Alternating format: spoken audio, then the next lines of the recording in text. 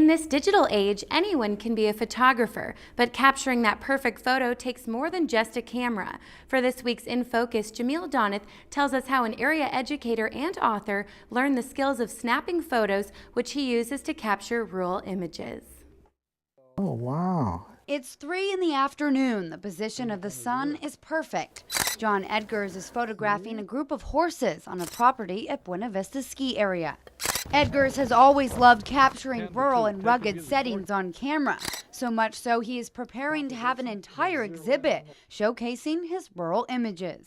It could be horses in the field, it could be a fence row, it could be a windmill, anything that relates to a rural kind of area. I really enjoy photographing. But Edgars says he is an educator by profession, an author, and then a photographer. But he's no amateur. We have some interesting shapes there. This multi-talented artist started his camera career in the early 70s and has taken courses at the New York Institute of Photography.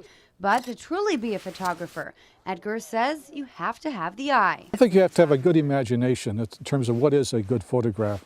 You have to have a good eye for a good photograph. But then again, you have to make it so appealing that other people would like to put this photograph on their wall. And that's the trick of good photography.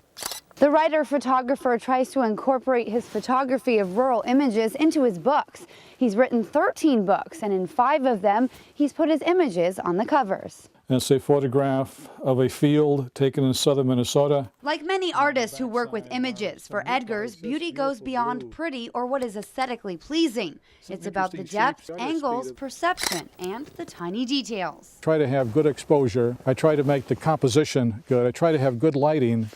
And then when I take a picture, I ask myself, why would somebody put this on their wall? And what makes this picture unique from other pictures? So, in the art of taking photos, a quality photo is not based on your equipment. The quality of the camera does not make a difference in terms of a good photograph. It's just you have to know what a good photograph is. And for a photographer like Edgars, who can look at abandoned train cars and see a stunning snapshot, rural Minnesota truly is this photographer's playground. For this week's In Focus, Jamil Donith, Lakeland News. And the exhibit Rural Images will be at the Cabin Coffee House in Bemidji next Friday. And if you ever have an idea for an In Focus, you can tweet, email, or post your ideas on our Facebook page. If you've enjoyed this segment of Lakeland News, please consider making a tax-deductible contribution to Lakeland Public Television.